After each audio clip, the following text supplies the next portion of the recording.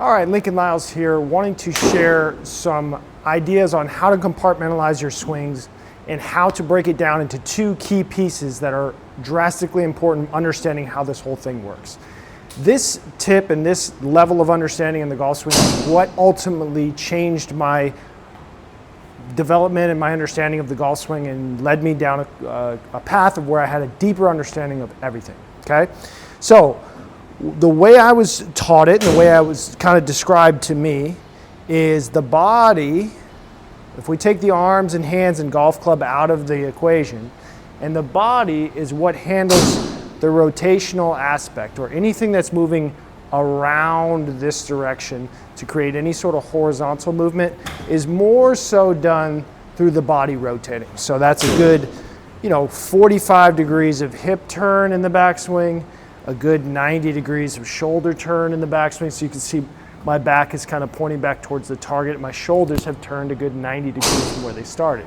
So the body is what's handling all of the stabilization of all that rotation and ultimately all that actual rotation or that horizontal move around your body. I think where players get a little mixed up is they think the arms are what are creating most of the horizontal movement around their body, okay? So when we understand that the body is a little bit more for stability and a little bit more for the horizontal rotation and what creates the around aspect, we need to add in what adds the up aspect. So for me, how this was explained to me is if I was just to hold my arms out in front of me, directly in front of me, the golf club is parallel to the buttons on my shirt, and the arms just move directly up in front of the spine. Okay, so the arms never really move across. The right elbow never bends kind of in this regard. There's never any sort of like excessive forearm rotation. The arms just work up and down in front of the chest in line with the buttons of the shirt, okay? Now, as the arms lift to about sternum height, this right arm starts to fold to roughly 90 degrees. So you can see that there. The right arm's folded to about 90 degrees, and there's a little bit of bend in my right wrist, backward, kind of like you're shooting a basketball hoop.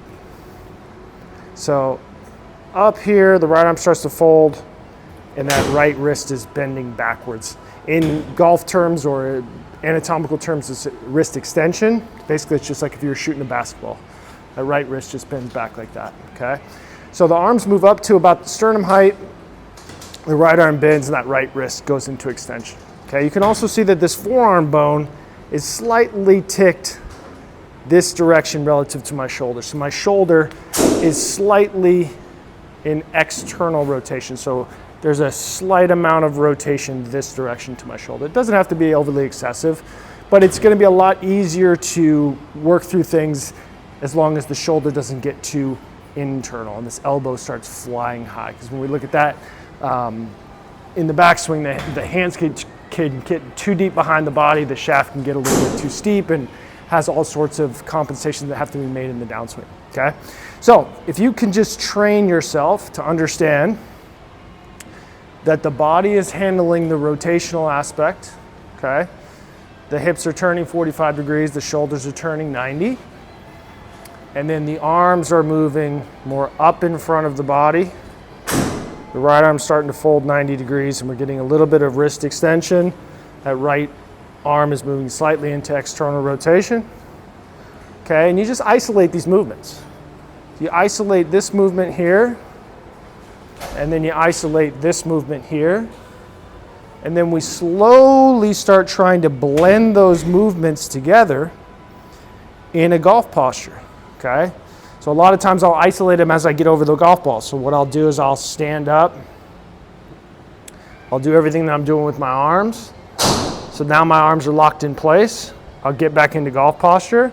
And now what I'll do is I'll simply just rotate my body. And now we could all agree that I'm in a pretty decent position at the top of the swing. Okay, so you can isolate that movement, arms only, arms up to about chest height, right arm folds, right wrist is bent back, left wrist is really flat. Now I bend back down into golf posture. Now I turn my hips and my body, and now I'm in a really good position at the top. Okay, now I go into golf posture. Now I try to blend those movements together from golf posture. So the arms are working up in front of the body's rotating. See how the club is still in line with the buttons of my shirt. Now that right arm starts to fold as I complete my turn. Now I take one more time to kind of blend that together. Get the feel for that. See if I can hit a good one. Okay, and as I do that, I start to realize that my arms are actually moving up as my body's moving around, and it controls the club face. It gives you good arm structure at the top, creates a good pivot, which will give you a more repeatable, more functional, and a deeper understanding of a repeatable golf swing.